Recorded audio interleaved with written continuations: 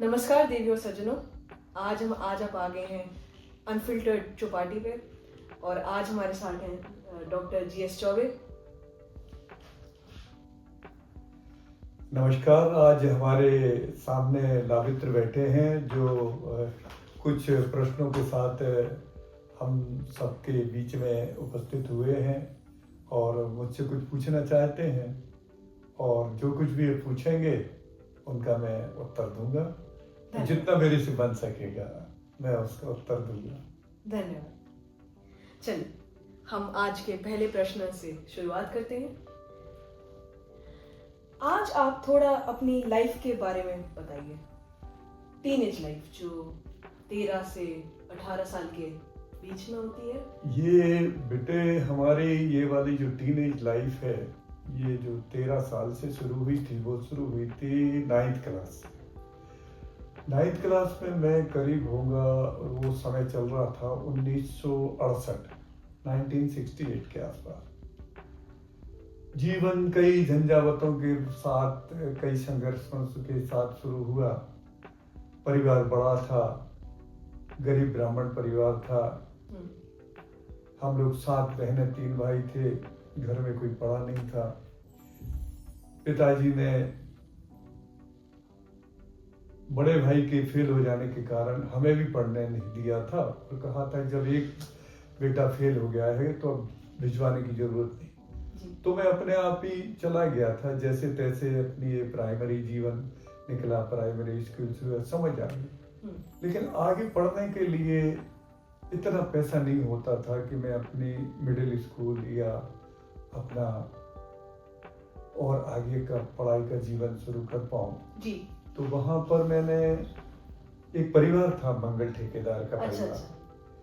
वो इतना अच्छा परिवार था कि उनके यहाँ मैंने रहना शुरू किया जी। उन्होंने मुझे अपने बेटे की तरह रखा और कहा बेटा तुम अपने घर में तो तुम्हें भरपेट भोजन मिलता नहीं होगा, तुम तो यही खाना खा के चले जाया करो, तो कम से कम तुम्हारा पेट भरा रहेगा तो दिमाग भी सही चलेगा। तो आप कहना चाहते हैं कि आपका ये जो टीनेज जीवन था वो आपके बहुत संघर्षों से बीता। हाँ जी। तो उस समय एक चीज और हो गई कि इतना तो बेचारे वो करते थे, लेकिन मुझे और किताबों की और जरूरत पड़ती थी कि वो भी खरीदना है। हाँ, तो अब क्या करें।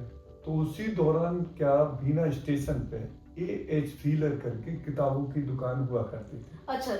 तो वो किताबों को ऐसा करते थे कि वहां पर एक मूविंग ठेला जैसा होता था। अच्छा। और उसमें यदि आपने 1 रुपए की किताब बेची तो उसमें आपको 10 नए पैसे कमीशन मिलते थे। बढ़िया। तो अब वो कमीशन मिलता था तो उससे हमारा खुद का थोड़ा बहुत, जैसे आप लोग पॉकेट खर्च बोलते हैं बच्चे। हाँ जी। हम लोग तो उस समय जानते नहीं थे कि पॉकेट खर्च क्या होता है। हाँ जी। तो वो पैसे रख लेते थे कि ये हमारे काम आएंगे। तो आप कहना चाहते हैं कि आप बचपन में सेविंग्स भी सीख गए थे। हाँ, सेविंग भी सीख गए थे, मेहनत भी सीख गए थे और ये वाली चीज भी सीख गए थे कि इन दोनों के साथ में हमें पढ़ना भी है। तो पूरे टाइम तक इन दोनों के साथ साथ बैलेंस, संतुलन बनाते हुए पढ़ाई पे भी पूरा ध्यान देते थे।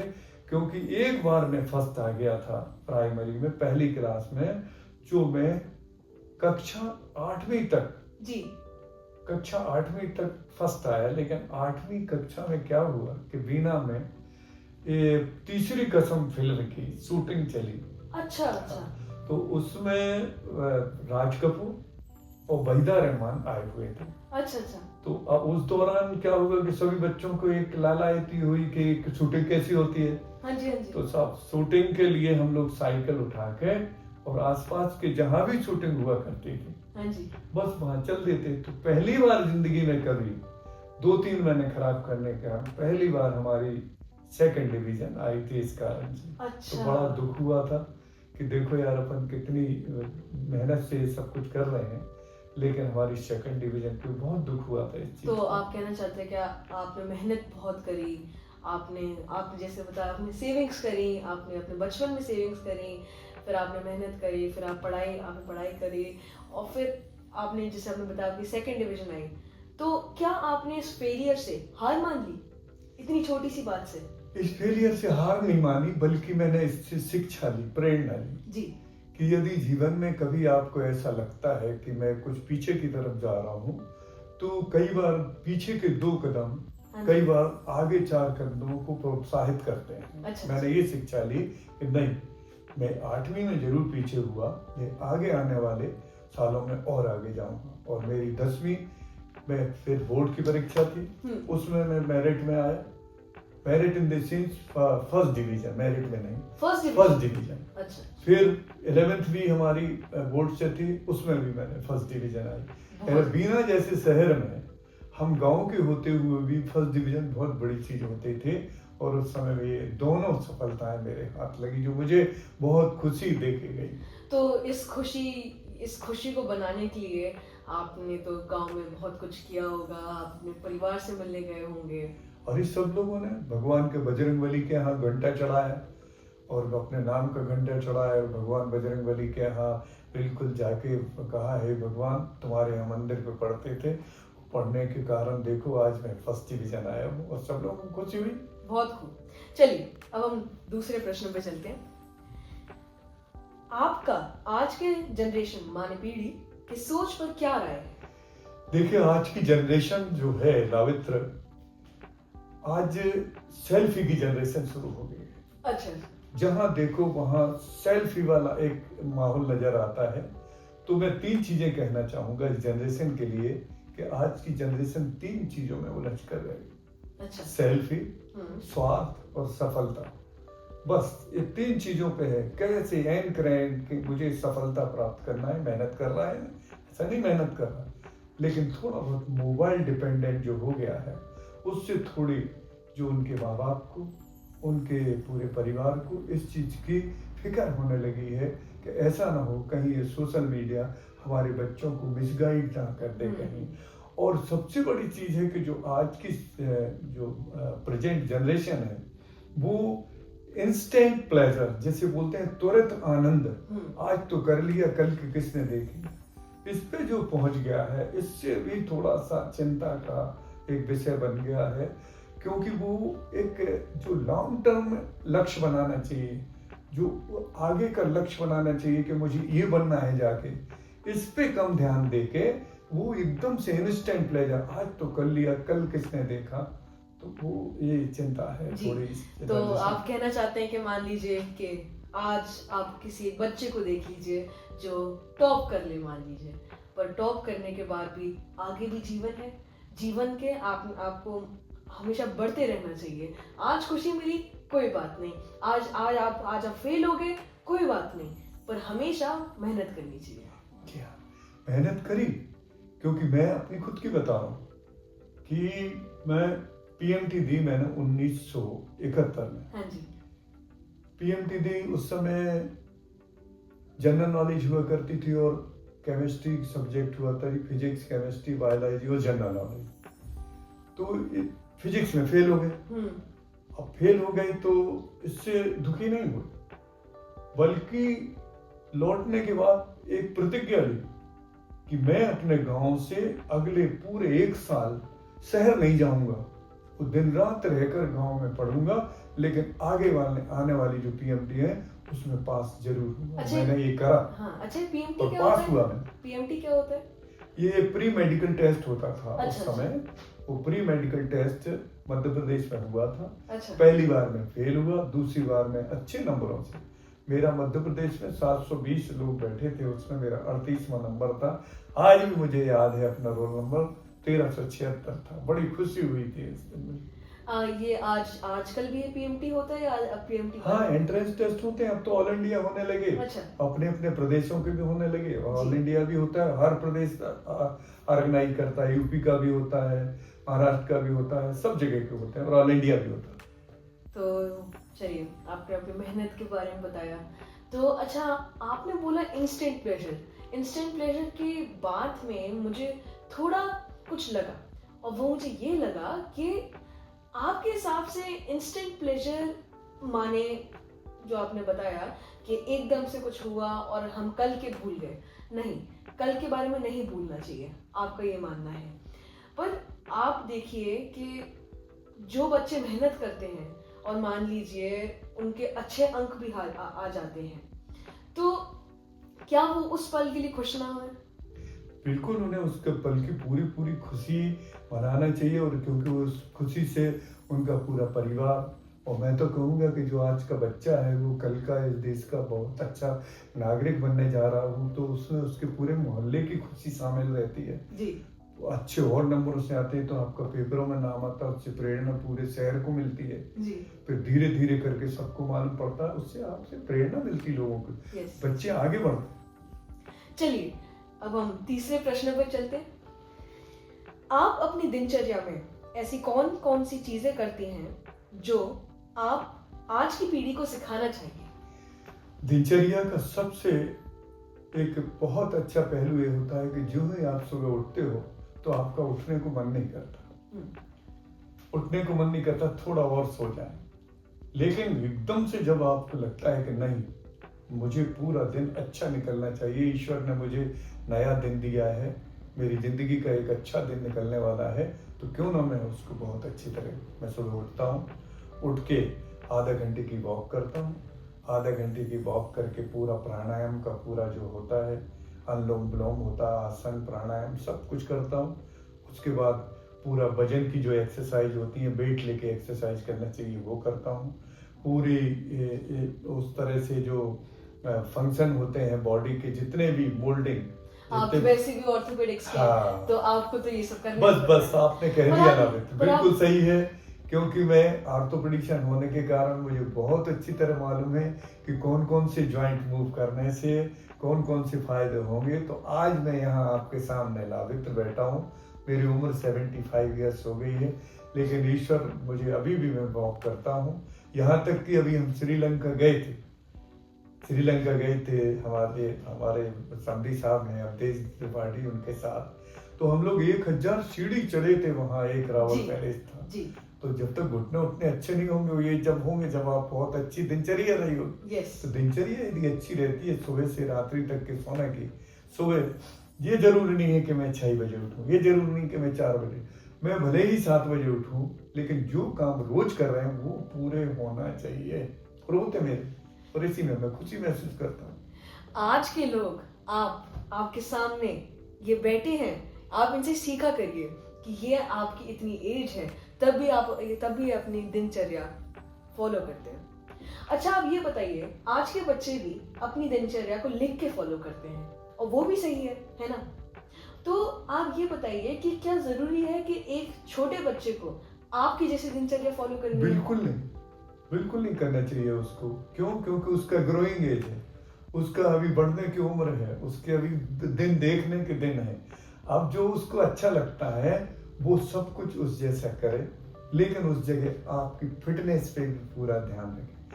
वो ऐसे कोई जो बाहर से वाली चीजें आती हैं, जंक फूड वगैरह, वो ऐसे ना ले जिसके उसके आगे चल के हार्मोनल डिसऑर्डर हो। ऐसी सोशल मीडिया पे इंडल्ज ना हो, उसका स्क्रीन टाइम फिक्स हो जिससे हेल्थ खराब ना हो उसकी। यदि उसकी दिनचर्या लिखित में भी है तो लिखित वाली दिनचर्या हम भी करते थे, लिखित दिनचर्या में कभी आप घंटे 2 घंटे लेट भी हो जाते कोई कार्यक्रम, तो कोई दुख नहीं बनाने की है। उसमें अपना ध्यान रखिए, पूरा घर में जो बने उसको ज्यादा फॉलो करिए, बैलेंस डाइट का पूरा ध्यान। और जो बच्चों में इस समय 4 चीजों की बहुत जरूरत होती है कि उन्हें अपनी बढ़ती हुई एडोलेसेंट लाइफ के बारे में मालूम होना चाहिए कि वो अभी यदि थोड़े बढ़ रहे हैं तो टीनेज की तरफ जा रहे हैं, तो उनको सेकेंडरी सेक्सुअल कैरेक्टर के बारे में मालूम चाहिए, वो ड्रग्स के बारे में भी जाने कि ये नहीं लेना है, वो अपने न्यूट्रिशन के बारे में भी जाने कि उनका न्यूट्रिशन कैसा हो। तो ये 4 चीजें आपने जो बताई हैं, क्या आप उनको फिर से बता सकते हैं कि adolescent life, secondary sexual characters, drugs नहीं लेने चाहिए और अपने न्यूट्रिशन का ध्यान रखना चाहिए। धन्यवाद। चलिए हम अपने चौथे प्रश्न पर बढ़ते हैं। क्या आप अगर अभी तक के जीवन में कोई और स्ट्रीम मतलब या माने प्रोफेशन लेना चाहते तो कौन सी लेते? मैं यदि ऑर्थोपेडिशियन नहीं बनता, हड्डी वाला डॉक्टर, हड्डी रोग विशेषज्ञ जैसे कहते हैं, यदि नहीं बनता तो मैं अपने जीवन में, चूंकि मरीजों से बात करने में बहुत अच्छा लगता है, थोड़ी संवेदना भी है, दया भी है लोगों के प्रति, तो मैं यदि ऑर्थोपेडिशियन नहीं बनता तो मैं मेडिसिन का विशेषज्ञ बनता, जिसे हिंदी में भेषज विशेषज्ञ भी कहते हैं। अच्छा। ताकि मैं बहुत ज्यादा पॉपुलेशन को टच में आऊं, लोगों के सुख दुख में और उनकी वाली चीजों का भागीदार बनूं। तो मैं यदि बनता तो मेडिसिन विशेषज्ञ बनता। जी, धन्यवाद, बहुत खूब। क्या आपको बच्चों की स्मार्ट लर्निंग पसंद है या आपको मेहनती जीवन ज्यादा पसंद है? देखिए, आजकल बच्चों का जो स्टडी का लेवल है, आज जिस लेवल पे आज लावित्र पढ़ रहे हैं, जिस लेवल पे और बच्चे पढ़ रहे हैं, वो आज यदि 8वीं क्लास का पढ़ रहे हैं तो हम लोगों के समय में 1960-70s के समय में वो 11th 12th में हुआ करता था। तो जो बच्चा आज 8वीं में उस समय के 11th 12th का पढ़ रहा है, तो वो स्मार्ट लाइफ से जो पढ़ रहा है, मैं उससे ज़्यादा पसंद करूँगा कि बीच बीच में पढ़ें, बीच में गैप दे दें और फिर थोड़ा सा पढ़ें। लेकिन एक चीज़ का ध्यान रखें, लर्निंग यदि लिख के नहीं देखी गई तो मैं उसका अधूरा जीवन मानूंगा, जो कि ज़्यादातर बच्चों में ये लेकेंगे। वो अकेला पढ़ लेते हैं, उनसे कहो कि आप लिख रहे हो कि नहीं, हम लिखते नहीं हैं, हम तो बस लिख आएंगे। तो आप कहते हैं कि जो याद करके पढ़ते हैं, जो सुन के पढ़ते हैं, जो देख के पढ़ते हैं और जो लिख के पढ़ते हैं, उन चारों में कुछ अंतर है? अंतर है। अंतर ये है कि जो देख के पढ़ते हैं, लिखते हैं, सुन के पढ़ते हैं, नो डाउट बहुत अच्छा है। कई बच्चे ये कुछ ना करके भी आगे निकल गए, लेकिन मैं उन ज्यादातर बच्चों की बात कर रहा हूँ कि उन ज्यादातर बच्चों को ये करना चाहिए कि जो लर्न करें और उसे वो लिखें। लिखने से क्या है कि उनकी जो त्रुटियां हैं, जो गलतियां हैं, वो खुद को समझ में आती हैं, दूसरे तो दूर की बात है। तो आप लोग ये समझिए कि जो मेमोरी लर्निंग होती है, जो आप आई लर्निंग करते हैं, जो आप देख के लर्न करते हैं, जो ऑडिटरी लर्निंग होती है और जो आप लिख के लर्न करते हैं, उनमें बहुत अंतर होता है। और जो लिख के लर्न होता है वो आपने जैसे बताया बहुत समय तक याद रहता है। बिल्कुल करना चाहिए। जी, चलिए हम अगले प्रश्न पर पहुंचते हैं। ऑर्थोपेडिक्स में और आपकी डॉक्टरी लाइफ में, पढ़ाई में आपके शिक्षकों का क्या रोल है? बिना गुरु के तो शिष्य अधूरा है, ये तो हमारे वेदों में भी लिखा है। गुरुर ब्रह्मा गुरुर विष्णु गुरुर्देव महेश्वरः। तो जो हमारे गुरु का महत्व है वो कभी कम नहीं होने वाला है जी। तो हमारे जो ऑर्थोपेडिशियन थे, जो हमारे गुरु थे, प्रोफेसर ओपी शर्मा साहब जी। हमारी परिस्थिति जैसी कि मैंने आपके प्रथम प्रश्न के दौरान मैंने बताया था कि इतनी मेरी नहीं थी कि आर्थिक परिस्थिति के मैं मेडिकल कॉलेज की पढ़ाई भी कर सकता था जी। तो वहाँ मेडिकल कॉलेज की जब पढ़ाई करने गई तो वहाँ भोपाल में भी जाके मैंने प्लेटफॉर्म पर एएच व्हीलर पर काम किया था।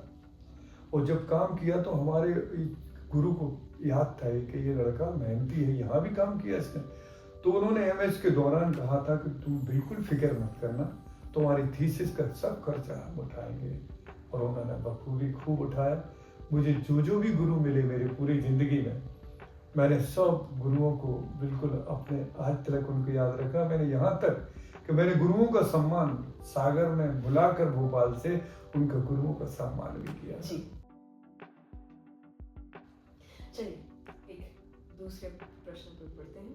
आज के डेली लाइफ में बातचीत के दौरान कोई किसी की सुनना नहीं चाहता और ये संवाद एक बहस का रूप ले लेती है। इस पर आपका क्या राय है?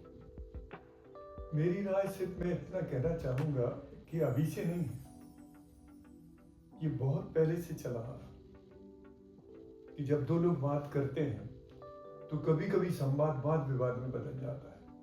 संवाद संवाद ही रहे, संवाद संवाद रहे और उसका परिणाम सुखद निकले। वो कैसे होगा? अब हमें सुखद परिणाम भी चाहिए और निकलेगा कैसे? तो उसका सिंपल सा एक सूत्र है, एक फार्मूला। वो ये है कि एक आदमी को इस संवाद में लीडर बनना पड़ेगा और एक आदमी को बनना पड़ेगा फॉलोअर। लीडर फॉलोअर बनना। Yes, leader and follower. यदि जो संवाद कर रहा है आदमी, यदि संवाद के सुखद परिणाम पे पहुंचना है तो one become a leader and second become a follower. Either alternate vice versa. ये लीडर बने तो दूसरा फॉलोअर बन जाए। तो ये संवाद सुखद परिणामकारी होगा और वाद विवाद नहीं होगा। जैसे आप इसका कोई एग्जांपल दे सकते हैं? जैसे आप कोई संवाद बताइए और हम जैसे मैंने बोला भाई लावित्र, तुम्हारा परसों जो पेपर हुआ था वो कैसा रहा हमारा पेपर? तो तुम कहोगे वो ठीक रहा मेरा पेपर, मैं सब कुछ करके आया। अरे आप तो मैं करके आया ना ठीक, नहीं बताओ भाई, नहीं नहीं मैं बिल्कुल ठीक करके आया। अरे बताइए ना कितना गलत करके आए। मैं बता रहा हूँ ना मेरा सब कुछ ठीक हुआ। तो इसका मतलब आपको, मैं तो लीडिंग क्वालिटी कर रहा हूँ कि एक लीडर बन के आपसे पूछ रहा हूँ और आप फॉलोअर बने नहीं चाहते और बहस कर रहे मेरे से। तो बहस ना करें, तुरंत ये कहें कि अच्छा तो आप पूछ रहे हैं कि कितना गलत करके आए, कितने नंबर का खराब हुआ, यही पूछ रहे ना आप। हाँ तो मुझे अब ये चीज समझ में आ गई, अब मैं आपको बताऊँ इस तरह का होना तो आप कहना चाहते हैं कि लीडर और फॉलोअर क्वालिटी, अगर कोई लीडर है तो दूसरे को फॉलोअर बनना पड़ेगा और अगर कोई लीडर है और दूसरा भी लीडर बने तो वो बहस का रूप ले लेगा। बहस का रूप ले लेंगे और परिणाम सुखदकारी नहीं रहेंगे, संवाद वाद विवाद में परिणत हो जाएगा। अच्छा, आज की जो टीनेज जनरेशन है, टीनेज में क्या होता है, बच्चों में हार्मोन आते हैं और हार्मोन अपने माता पिता से लड़ने लगते हैं बच्चे, है ना। हाँ, बच्चे जो होते हैं वो बहस करते हैं अपने माता पिता से और कुछ कभी कभी लड़ाइयाँ हो जाती हैं। हाँ। तो आप बताइए कि उस मतलब समय में बच्चों को कैसे खुद को संभालना चाहिए। एक तो बच्चों के ज्यादा मैं माँ बाप पर इसको फोकस करूंगा कि माँ बाप को ये मालूम रहना चाहिए कि मेरा बच्चा टीनेज में प्रवेश कर रहा है और टीनेज में प्रवेश करने का मतलब होता है कि उसके वो हार्मोन उसको परेशान कर रहे हैं। जैसे आप उदाहरण के तौर पर देखेंगे कि जब आप शहर में जाते हैं और एक बच्चा मोटरसाइकिल पे रहता है, वो हुर्र करके ऐसा कट मारता हुआ और एकदम चला जाता है जिग-जैग करता हुआ, सब लोग एकदम स्तब्ध रह जाते हैं, अरे कैसी गाड़ी चला रहा है। ये उसकी गलती नहीं है, ये टीनेज में बढ़ते हुए उस हार्मोन की गलती है जो टीनेज में तो भरा हुआ है उसके। यदि यही वाले बात को यदि उसके माँ बाप समझाएं कि ये तुम ऐसा कर सकते हो हार्मोन की वजह से, तो वो ये वाला काम नहीं करेगा, अदरवाइज वो हार्मोन करवा लेगा। अच्छा, तो आप कहना चाहते हैं माँ बाप का इसमें बहुत बड़ा रोल है कि बच्चों को समझाने का कि आपके बच्चों के अंदर जो हार्मोन है वो आपको करवा रहे हैं, तो बच्चों को समझ आ जाएगा कि ये वाली चीज नहीं करना, हमें चुप हो जाएंगे। ठीक, आज के बच्चों के लिए स्ट्रीम चुनना थोड़ा मुश्किल हो गया। जैसे प्रोफेशन में हम डॉक्टर बनते हैं, हम इंजीनियर बनते हैं, हम आर्ट्स लेते हैं, क्या क्या नहीं लेते हैं, आजकल के तो बहुत स्ट्रीम आ चुके हैं। तो आजकल के बच्चों को स्ट्रीम लेना चुनना थोड़ा कठिन हो गया है, तो आप उनको क्या बताना चाहेंगे। हम उनको इतना कहना चाहेंगे कि आज की जो आपाधापी की जिंदगी है, जो बहुत व्यस्तता, अधिक आवश्यकता से अधिक प्राप्त करना चाह रहे हैं लोग आज की तारीख में। अब आवश्यकता से अधिक यदि प्राप्त करने का यदि फार्मूला यदि बच्चे के दिमाग में है, तो वो एक प्रोफेशन की नहीं, वो 4 प्रोफेशन की सोच के चलता है। इसको हाँ, इसको भी कर लूंगा मैं, उसको भी कर लूंगा मैं, ये इसमें भी डाल दूं मैं, उसमें भी डाल दूं, तो वो उलझ जाता है उसमें। वो इसलिए उलझ जा रहा है कि वो दूसरे उदाहरण देख रहा है, वो दूसरों के कर रहा है, उसने जैसा कर लिया था उसने, जबकि उसे ये सोचना है कि पहले सोचना है अपने परिवार में। प्रोफेशन चुनते वक्त परिवार में क्या सुना कि मेरे माता पिता क्या कर रहे हैं जी। जो माता पिता प्रोफेशन कर रहे हैं, ज्यादातर लोग उसी प्रोफेशन में इंडल्ज हो जाते हैं, जैसा अभी तक देखने में आया। अब थोड़ा समय ने करवट ली है कि अब लोग ये कोशिश कर रहे हैं कि जिस प्रोफेशन में हम ना हो उससे अलग मेरा बच्चा जाए तो बहुत अच्छी बात है, लेकिन ज्यादातर लोग अभी भी देख रहे हैं कि उसी प्रोफेशन में आ जाते हैं। अब उनको चुनना कैसे है, तो चुनना तो उसका स्वतंत्र अधिकार होना चाहिए बच्चे का कि मुझे कौन से प्रोफेशन में जाना है। फ्रीडम होना चाहिए उसके लिए, जैसा कि मास्को में, जैसा दूसरी जगह लोग अपने आप फ्रीडम। असफलता भी जरूरी है, असफलता भी जरूरी है सफलता प्राप्त करने के लिए, क्योंकि उससे शिक्षा मिलती है आपको। एक जब घुसते हो किसी प्रोफेशन में तो वो सीख जाते हो, भले ही असफल हो जाओ लेकिन उस प्रोफेशन में सीख जाते। यदि आपको कार की डीलरशिप लेना है इस प्रोफेशन में, जैसे प्रोफेशन कार का चुनना है, अच्छा। तो आप पहले मैकेनिक्स बनिए, मैकेनिक्स के यहाँ जाके आप उससे ट्रेनिंग लीजिए। आप एक उस कार के नीचे एक कपड़ा बिछा के नीचे घुसिए और देखिए कि क्या है नीचे, पूरा देखिए, उसके बाद कार के डीलरशिप के आप मालिक बनकर बैठिए चैम्बर में। तो प्रोफेशन में घुसना जरूरी है, उसको जानना जरूरी है। और उसके बाद जैसे लोग म्यूचुअल फंड और इसमें फंड में लोग देख के फिर इन्वेस्ट करते हैं, ऐसे ही इसके मेरिट और डिमेरिट समझ के प्रोफेशन के जाने चाहिए। तो आपके इस प्रोफेशन के आंसर से 2 क्वेश्चन और निकलते हैं। पहला कि हम जैसे देख रहे हैं अभी तक की जितनी भी हमारी बातचीत हुई है उसके अंदर हमने कितनी बार बोला है कि टीनेज लाइफ में माँ बाप का कितना बड़ा रोल है। तो क्या प्रोफेशन चुनने में भी माँ बाप का रोल है कि क्या वो मतलब जैसे मान लीजिए कि कोई बच्चा जो है जो एक प्रोफेशन में हार गया है उससे नहीं हो रहा है, तो कभी कभार माँ बाप भी थोड़ा थोड़ा डिप्रेस करने की कोशिश करते हैं बच्चों को। हाँ बिल्कुल, तो क्या उस समय आप उनका सही बोल रहे हैं। माँ बाप की क्वालिटी जो अपन ने पहले डिसाइड की जी, वो always become a leader towards the son और डॉटर। जी, हमेशा ही लीडरशिप की क्वालिटी अडॉप्ट करते हैं और वो लीडरशिप की क्वालिटी ये महसूस ही नहीं होने देती कि सामने वाला भी लीडरशिप की क्वालिटी लिए हुए है जी। यदि ये थोड़ा सा भी ध्यान आ जाए। और माँ बाप का क्यों ये माँ बाप से पूछा जाता है, माँ बाप को सोसाइटी में नीचे दिखाया जाता है और हमेशा उनको दोषी ठहराया जाता है कि तुमने अपने बच्चे का पालन पोषण सही नहीं किया, तुमने अपने बच्चे को संस्कार अच्छे नहीं दिए। तो ये उनकी गलती नहीं है कि आपको वो अच्छे प्रोफेशन के लिए मोटिवेट कर रहे हैं। हम नहीं मोटिवेट होना चाहते क्योंकि मन में हमने सोच रखा कोई दूसरा प्रोफेशन जी, इसलिए नहीं मोटिवेट हो पा रहे। अब माँ बाप का क्या है, उस जगह प्रोफेशन चुनते टाइम वो ये भी कुछ तुमने कुछ ऐसा प्रोफेशन चुन लिया कि मैं अमेरिका जाऊंगा और एमएस करूंगा और ये करूंगा, वहां सेटल हो जाऊं, तो वो बेचारे बैंक से लोन लेना पड़ेगा, उतने उनकी हालत है नहीं, तो वो परेशान होंगे जी, तो वो तो बोलेंगे और आपको लगेगा बुरा, इसलिए परेशानी होती है। आप एक और बात बताइए कि मोटिवेशन ज्यादा जरूरी है या कंसिस्टेंसी? कंसिस्टेंसी ज्यादा जरूरी है कि आदमी यदि एक में कंसिस्टेंट बना रहता है तो ये मान के चलिए वो सफल हो गई आगे जाके। तो मोटिवेशन बस थोड़ा सा फ्यूल है पर कंसिस्टेंसी गाड़ी चलाती है प्रोफेशन। बिल्कुल जी, बिल्कुल सही बोला लाभित जी। तो आपके प्रोफेशन वाले आंसर से दूसरा क्वेश्चन ये खड़ा होता है कि आपने अपने टीनेज लाइफ में ऑर्थोपेडिक्स क्या सोचा कि आपको ऑर्थोपेडिशियन बनना है? आपने कैसे सोचा और आपने कैसे फैसला किया? मैं जब 11वीं में था और जब मैंने बायोलॉजी ली तो जब वो फ्रॉक का डिसेक्शन करते थे जी, तो फ्रॉक के डिसेक्शन करते टाइम उसको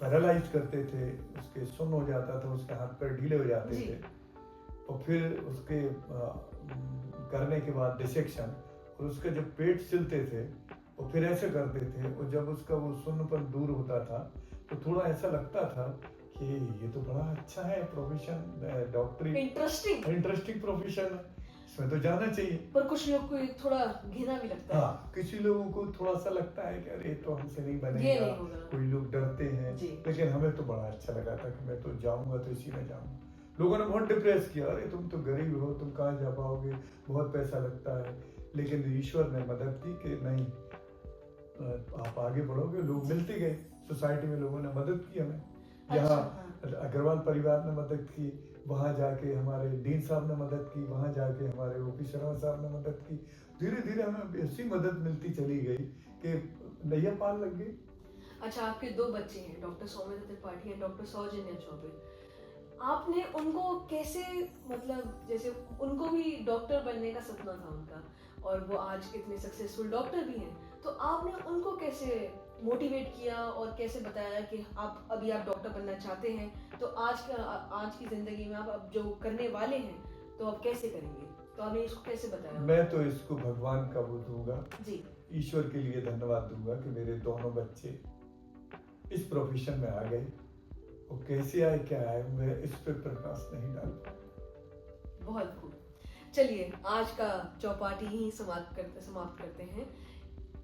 डॉक्टर जीएस चौबे ने हमें इतना कुछ बताया, अपने जीवन पे उन्होंने बताया कि वो कैसे जीते थे और उनकी कितनी मुश्किलें आई, पर उन्होंने सबको पार करके आज इतने सक्सेसफुल डॉक्टर बन गए हैं खुद।